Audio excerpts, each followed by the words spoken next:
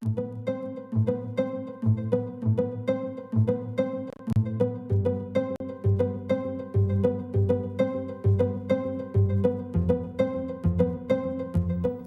buenas tardes, es mitad de semana y nos da gusto saludarlos en este espacio universitario de la UNAM Responde, donde día con día intentamos llevarles a ustedes información útil y confiable sobre el proceso que ha seguido esta pandemia, no solo en México, sino en todo el mundo. Hoy estaremos hablando, por ejemplo, para empezar, de lo que ha sucedido en el ámbito de la educación, uno de los factores o de los ámbitos en donde se vio primeramente afectado, que tiene que ver pues con el cierre de actividades presenciales que ocurrió cuando comenzaba la pandemia en nuestro país allá en el mes de marzo. Se suspendieron las actividades presenciales y desde entonces pues se han buscado alternativas para que este proceso de enseñanza-aprendizaje continúe por distintas vías en todos los niveles. Justamente esta semana las autoridades de nuestro país, a través de la Secretaría de Educación Pública, dieron a conocer que iniciaron o se abrió ya el periodo de inscripción para los niveles de preescolar, primaria y secundaria. Este periodo estará vigente a partir del 25 de enero pasado y concluirá el próximo 26 de febrero. Este proceso de inscripción se llevará a cabo a través de la página de la SEP para que todos los interesados estén atentos a esta información que se va dando a conocer desde la Secretaría de Educación Pública. Y bueno, además de esto que sucede en nuestro país, hoy en nuestra entrevista estaremos hablando de un hecho importante que tiene que ver con la oxigenación, cómo está directamente relacionada con los pacientes de COVID-19, cómo prevenir, para qué puede ayudar tener un monitoreo constante. De esto estaremos conversando esta tarde con nuestro invitado, que es el doctor Álvaro Contreras Villaseñor. Él es académico de la Facultad de Medicina de nuestra universidad y además es médico del Centro Médico Nacional Siglo XXI, es cardiólogo clínico e intervencionista. Doctor, ¿cómo estás? Un gusto saludarte en este espacio universitario. Buenas tardes. Buenas tardes, qué gusto saludarlos. Pues gracias por estar aquí con nosotros de este tema que se ha vuelto pues todo un concepto, no solamente para atender, sino para prevenir complicaciones en pacientes COVID-19. Y lo primero que me gustaría preguntarte tiene que ver con dos conceptos que manejamos. Cotidianamente habíamos hablado de respiración y a partir de unos meses para acá estamos hablando de oxigenación. ¿Por qué? ¿Cuál es la relación y en qué consiste este cambio? La oxigenación es un parámetro que se usa de forma rutinaria en la práctica clínica. Lo que está pasando hoy en día es que estamos transmitiendo la capacidad, o más bien se está facilitando que las personas puedan aprender a utilizar la medición de la oxigenación en casa para tomar decisiones y saber un poquitín más de su estado de salud. Los oxímetros de pulso y la capacidad que nos da de tener una medición adecuada y eficaz en nuestra casa de nuestra oxigenación sanguínea, pues ha cobrado mucha importancia en los últimos meses, bueno, básicamente a raíz de lo que empezó con toda la pandemia. No es una tecnología nueva, ¿no? Tiene ya bastantes años que esto es accesible, afortunadamente, para la mayor parte de la población, pero pues hoy en día estamos mucho más empapados de la importancia y de la necesidad de tener esto en casa, ¿no? Tenemos como pues respiración, el entrar y salir del aire a través del esfuerzo inspiratorio, ¿no? Que expande nuestros pulmones, etcétera, etcétera. Y la oxigenación o el medir el oxígeno en sangre, en este caso con un oxímetro de pulso, nos daría de una forma indirecta una medición de qué tan bien o qué tan mal estaremos respirando o qué tan bien o qué tan mal estaremos logrando tener un adecuado esfuerzo respiratorio para cubrir nuestras necesidades de oxígeno. Estamos hablando prácticamente de una obviedad. Respirar tiene que ver con el que estemos vivos, pero hay distintos niveles y eso es lo que debemos cuidar más en tiempos de pandemia. Doctor, cuando estamos hablando de oxigenación, ya mencionaste en la sangre, pero ¿qué otros órganos, qué otros aparatos, sistemas de nuestro cuerpo están relacionados directamente con esta función? Pues el oxígeno es una forma muy sencilla de entenderlo, es parte, digamos, de la gasolina del cuerpo, ¿no? El proceso de respiración, el meter oxígeno a nuestro cuerpo tiene o cumple con los requerimientos energéticos de distintas vías metabólicas de todas las células del cuerpo, ¿no? Que básicamente permiten que las células sigan vivas. Entonces, pues evidentemente todas las células del cuerpo requieren en mayor o menor cantidad, según lo que estén haciendo, un consumo adecuado de oxígeno, y esto está llevado primordialmente por el sistema respiratorio, ¿no? Que implica pues todo básicamente desde la punta de la nariz, por donde entra el oxígeno habitualmente, la vía aérea, los pulmones, y además de esto incluye todo el componente hemático, ¿no? La sangre lo que se encarga, entre otras cosas, es de llevar el oxígeno a donde tiene que llevar.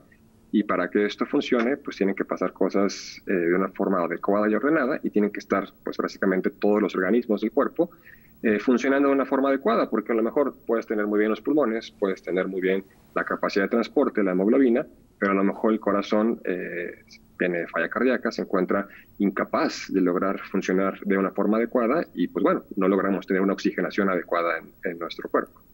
Cuando hablamos de oxigenación, también últimamente lo hemos relacionado directamente con el concepto de saturación.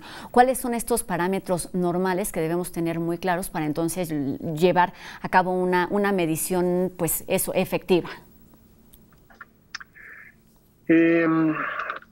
La medición de la saturación del oxígeno con un pulsoxímetro es una técnica que es útil y que es relativamente confiable y precisa cuando tenemos unos niveles mayores a 90. Dependiendo de dónde viva uno, ¿no? Por ejemplo, aquí en la Ciudad de México, lo más frecuente es que tengamos niveles un poquitín más bajos de saturación de oxígeno, en este caso medidos por pulsoximetría, 92, 94. Dependiendo de dónde se lea o dónde viva uno, se entiende que lo normal es mayor a esto, ¿no? 94, 95, 96. Es distinto en niños, por ejemplo. Los niños deben tener saturaciones un poquito mayores que los adultos. Pero de una forma muy general, ¿no? Lo que tenemos que entender que está pasando algo grave y que las cosas no van bien es cuando tenemos menos de 90 de saturación de oxígeno. Por debajo de 90, los pulsoxímetros pierden mucho su exactitud. Les cuesta trabajo diferenciar. No sé si estamos entre 83, 85, 70, 75, se vuelven menos confiables, pero es un parámetro muy útil el saber que tenemos niveles bajos. Evidentemente esto es en pacientes que no tienen algún otro tipo de enfermedad, porque hay personas que tienen enfermedad pulmonar crónica, por ejemplo, por exposición a humo de cigarro, ¿no? Durante mucho tiempo, que ellos suelen tener niveles un poquitín más bajos de oxígeno en sangre y saturaciones más bajas. Entonces ahí el parámetro sería tal vez un poquitín distinto, pero de una forma muy general, al menos aquí en la Ciudad de México, deberíamos tener más de 92. Y si tenemos menos de 90, sabemos que las cosas no van por buen camino. Esto, evidentemente, en el contexto de una enfermedad aguda. ¿Qué es lo que sucede con la enfermedad de COVID-19? ¿Por qué no nos recuerdas un poquito cuál es el proceso, cuáles son los efectos que tiene el que nos hayamos contagiado del virus del SARS-CoV-2 y que estamos en ese proceso de desarrollar los síntomas de la enfermedad de COVID-19 con respecto a la oxigenación en particular? Tiene cuestiones muy interesantes esta enfermedad en cómo se comporta con respecto a temas relacionados a la oxigenación. Sabemos hoy en día que la infección por SARS-CoV-2 puede manifestarse pues, de muchísimas formas distintas, ¿no? Enfermedad muy leve, con afectación prácticamente asintomática o con afectación únicamente del olfato, o con manifestaciones cardiovasculares, manifestaciones neurológicas, o con, como es muy frecuente, con afectación pulmonar extensa. Entonces, pasa algo muy particular con la fisiopatología del daño y el mecanismo que tenemos todos los seres humanos para mantener un adecuado nivel de saturación. De una forma muy general y muy simplificada, lo que sucede es que por los distintos mecanismos de daño que generan el pulmón, que es más de uno, digamos que es más allá de afectar la barrera del intercambio gaseoso, permite que las personas tengan niveles muy bajos o que habitualmente deberían ser bajos para el resto de las personas y que genera una respuesta de falta de aire. La sensación de falta de aire se describe como disnea en el término médico. Entonces, las personas con afectación por COVID-19 pueden tener niveles bajos de oxígeno en sangre a consecuencia de una enfermedad pulmonar o una afectación pulmonar severa que no les genera falta de aire. Y esto es algo que se le ha llamado hipoxia silenciosa o hipoxia feliz, que evidentemente no tiene nada de feliz. Y es algo particularmente peligroso porque las personas pueden tener ya una enfermedad en un estado avanzado, pueden tener niveles bajos de saturación y no darse cuenta de esto. Y esto ocasiona un retraso en la atención médica y a consecuencia de esto un peor desenlace. Por eso se vuelve tan importante hoy en día el uso del monitoreo con la oximetría de pulso en casa para vigilar la evolución de la enfermedad. Híjole, escuchando todo esto, lo primero que debemos tener muy claro es que efectivamente este puede ser un síntoma silencioso y una señal que debemos tener muy en cuenta. ¿Cuándo se vuelve una señal de alarma la baja oxigenación? Esto requiere evidentemente de seguimiento, ¿no? Lo ideal es que los pacientes, cuando empiecen a realizar el automonitoreo en casa, tengan seguimiento y asesoría médica, que esto afortunadamente hoy en día se puede realizar a distancia, porque no es un parámetro único lo que nos habla de severidad. Podemos tener, por ejemplo, niveles relativamente normales de oxígeno en sangre, pero algún dato clínico adicional que nos sugiera que las cosas van por mal camino. Deterioro neurológico, dolor de pecho u otro tipo de síntomas o signos que nos digan que el paciente se está complicando. De una forma muy general, y nuevamente eso tiene que ser llevado de acuerdo al juicio clínico y caso por caso, cuando un paciente tiene menos de 90% de saturación de oxígeno por pulsoximetría, entendemos que se encuentra en una situación de gravedad. Sabemos que por lo menos o cerca del 50% de la capacidad pulmonar o del intercambio gaseoso se encuentra ya afectado a consecuencia de la enfermedad. Y esto, pues obviamente a nosotros como médicos nos hace que tengamos que poner mucha más atención para poder iniciar terapias adecuadas y tomar decisiones terapéuticas con los pacientes que puedan ayudarnos a que salgan adelante de esta situación tan complicada. Antes de llegar a este acompañamiento médico o de estar atendidos por los profesionistas, es importante que todas y cada una de las personas estemos atentos a qué tipo de síntomas, es decir, además de estas medidas, de esta medición constante y cotidiana que debemos hacer, ¿hay algún otro síntoma, digamos, no sé, también la oxigenación o la falta de aire está relacionada, por ejemplo, con la coloración distinta de los labios, de los dedos, con el cansancio? ¿Con qué podemos asociarlo? ¿A qué debemos estar muy atentos? Datos indirectos que nos hacen pensar que podemos tener un aporte insuficiente de oxígeno a nuestro cuerpo es como bien lo mencionas, la coloración azul, ¿no? Que habitualmente es una coloración oscura, de los labios, ¿no? O de las puntas de los dedos. Esto se conoce con el término de cianosis. En ocasiones no es tan fácil identificarlo, es relativamente sencillo verlo en personas de coloración o de piel muy blanca. Cuando la coloración es un poquito más oscura, a veces se vuelve un poquitín más difícil, pero es un dato clínico que es evidente, ¿no? Que uno puede ver, que nos dice que la saturación ya debe de estar bastante baja. Las alteraciones del estado de alerta, que las personas de edad avanzada son mucho más sensibles. Empiezan con deterioro, se están muy dormidos todo el tiempo o tienen episodios de agitación. Es una manifestación directa de la capacidad inadecuada del oxígeno, de recibir oxígeno por todo lo que está pasando. O pueden ser simple y sencillamente cansancio, ¿no? Pues me siento muy cansado, no puedo subir escaleras o camino dentro de mi casa y me canso. En ocasiones se puede confundir el síntoma de falta de aire, ¿no? La disnea, con el cansancio, porque evidentemente es una enfermedad que por sí sola genera un agotamiento físico intenso. ¿Cómo identificarlo? Ahorita que te escucho pienso, bueno, nos hemos referido a la oxigenación como una causa, como una consecuencia, como un síntoma. ¿Cómo podemos calificar la oxigenación dentro del proceso de la enfermedad, del contagio de la enfermedad de COVID-19 en particular?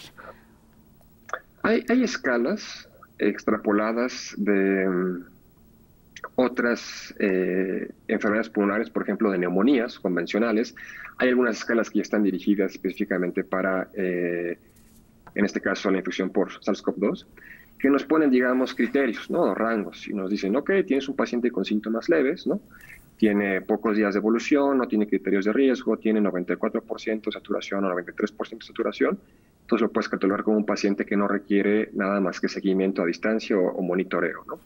O tienes un paciente que tiene, por ejemplo, alteraciones, hay escalas también para medir las alteraciones del estado de alerta, y tiene 92 o 91 o 90% saturación de oxígeno. Entonces, este paciente, dependiendo del puntaje que tengas dentro de esta escala, puedes catalogarlo como un paciente de riesgo intermedio, que muy probablemente requiera manejo intrahospitalario o de alguna terapia adicional, o de un paciente que se cataloga como grave. Y este tipo de pacientes requieren forzosamente, o más bien de una forma ideal, manejo intrahospitalario, y habría que valorar si no se beneficia de estrategias invasivas como pudiera ser, por ejemplo, la intubación en una etapa temprana de la enfermedad. En este sentido me gustaría preguntarte también, bueno, ya nos has hablado de lo que ocurre cuando la oxigenación no es correcta en el en el aparato respiratorio y en otros órganos de nuestro organismo. ¿Qué sucede en particular con los pacientes COVID? ¿Por qué se vuelve un tema que está presente aún antes de que se presenten los síntomas y que continúa ahí incluso como secuela de la enfermedad? Desde el punto de vista fisiopatológico, esto quiere decir de los mecanismos que tiene la enfermedad para ocasionar daño a nuestro cuerpo, utiliza más de uno la enfermedad. Genera daño directo a la membrana alveolar, que es lo que debe estar funcionando de una forma adecuada para permitir el intercambio gaseoso en nuestro cuerpo. Genera de una forma diseminada y de una predilección particular a nivel de los vasos de los pulmones, fenómenos aterotrombóticos, microtrombos que interrumpen el intercambio gaseoso. Se generan alteraciones en los espacios que existen en nuestro pulmón. En una etapa tan tardía hay problemas de la distensibilidad. Esto es la capacidad elástica que debe tener el pulmón para funcionar de una forma adecuada. Genera también alteraciones, o se cree que genera alteraciones directamente en el hematocito, de la célula roja que se encarga de llevar el oxígeno a todo el cuerpo y que está relacionado con estos marcadores que medimos hoy en día de mal pronóstico como la ferritina. Y se cree también que puede generar daño neurológico a los sistemas que regulan la respiración, la sensación de falta de aire de una forma directa. Es un virus que también tiene un componente muy importante neurotrópico, ¿no? Por ejemplo, la famosa anosmia, ¿no? La falta o la incapacidad para poder respirar, de identificar los olores, es consecuencia de infiltración y daño neuronal. Entonces, todos estos mecanismos pueden mejorar de forma paulatina, algunos de etapa temprana, algunos de una etapa tardía, y tal vez, esto no lo sabemos hoy en día, puedan generar daños permanentes, ¿no?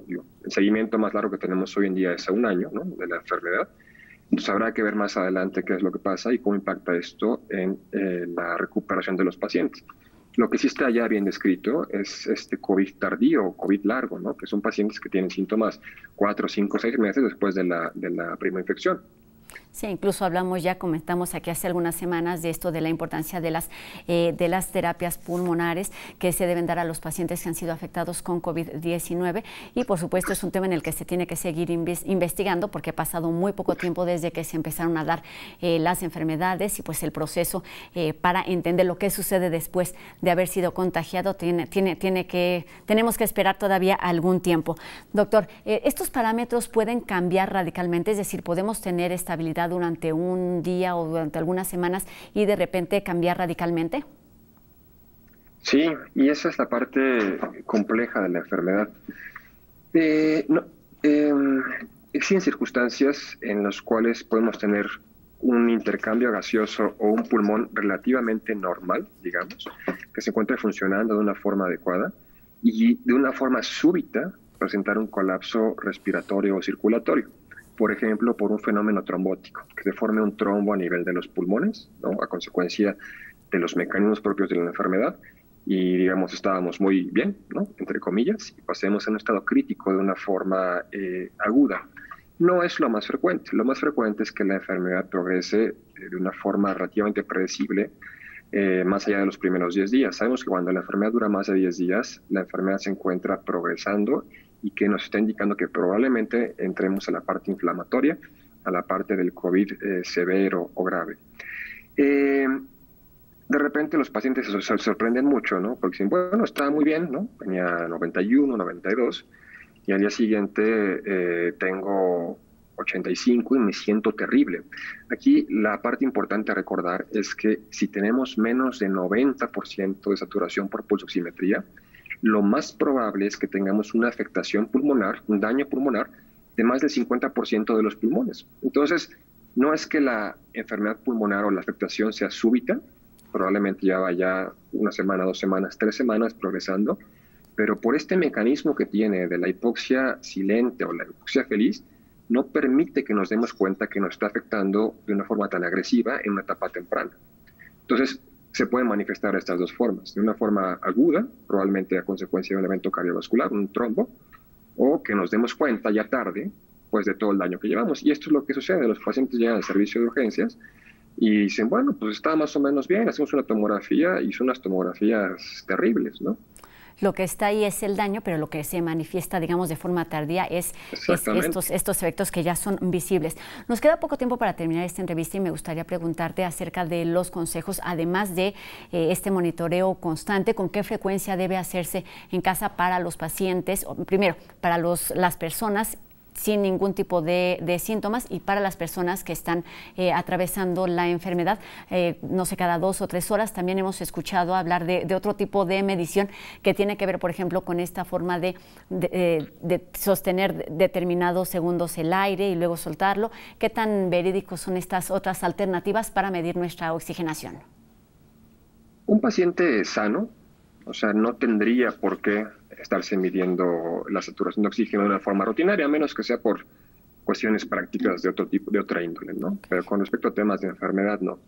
Un paciente con COVID leve no tiene por qué desarrollar hipoxemia. Como en ocasiones no sabemos cómo se va a comportar la enfermedad, si de leve va a progresar a moderado o a severo, les pedimos de una forma general a los pacientes que se monitoreen por lo menos 3 veces, cada 8 horas que se monitoreen en casa. Esto implica obviamente además la toma de presión, la temperatura y la vigilancia de otros síntomas. Esto va, digamos, de acuerdo a cada paciente.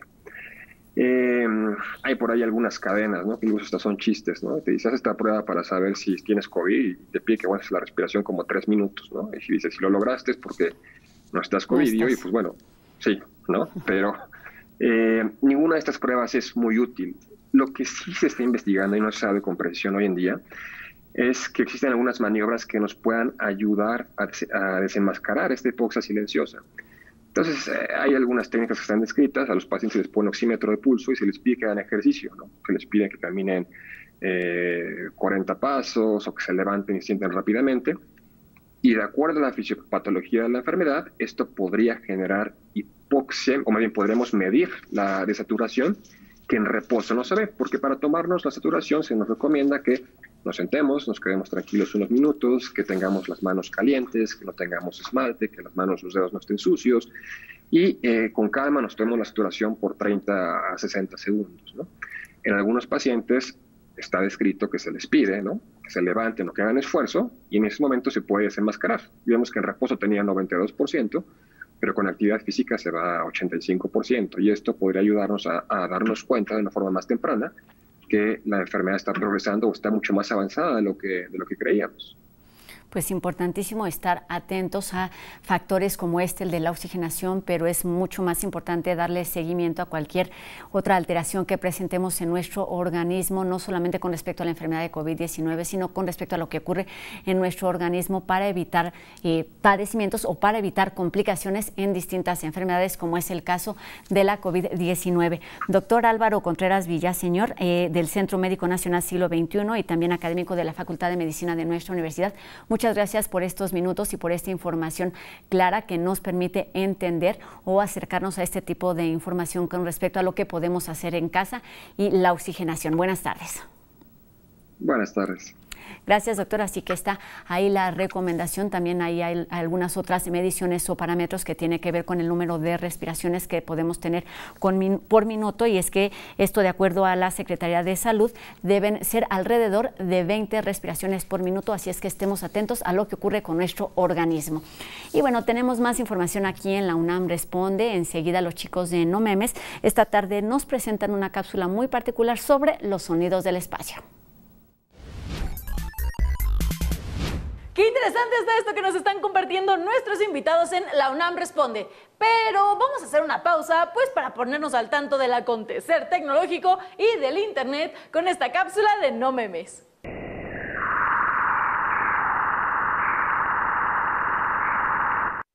En el espacio nadie puede oír tus gritos. Ese fue el lema de la película Alien de 1979, y es muy cierto.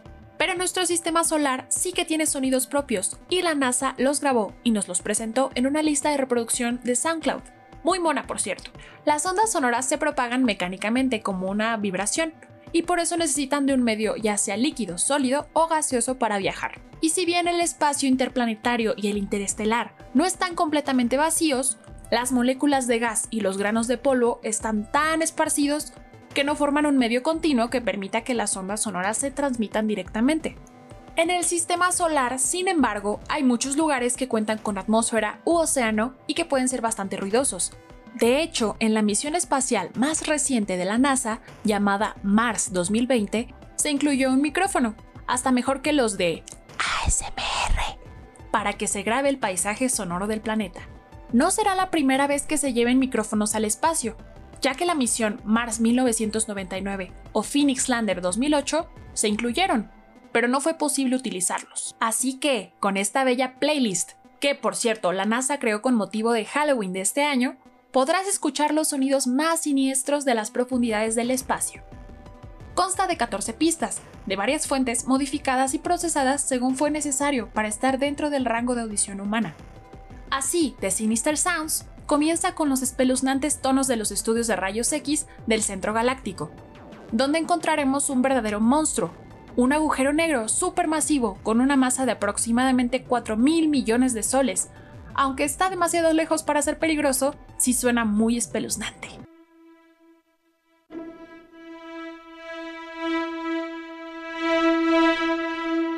Así que no te olvides de checar Sinister Sounds of the Solar System por la NASA en SoundCloud y nos escribes en el Instagram de No Memes para decirnos qué te parecieron. Aprovechemos todos estos avances en términos de tecnología para escuchar lo que sucede más allá de nuestro entorno, allá en el universo. Y también, como lo decíamos en la entrevista, todos estos avances que han desarrollado pues aparatos tan sencillitos que podemos tener en casa para prevenir enfermedades o para prevenir complicaciones. Y con esta información terminamos un programa más de la UNAM Responde. Les recuerdo que seguimos leyendo todas sus dudas y sus comentarios a través de nuestras redes sociales y los números de WhatsApp que ustedes ya conocen. Y los invito a que mañana nos encontremos en este mismo espacio de TV UNAM a las 2:30 de la tarde con una emisión más de La UNAM Responde. Adiós.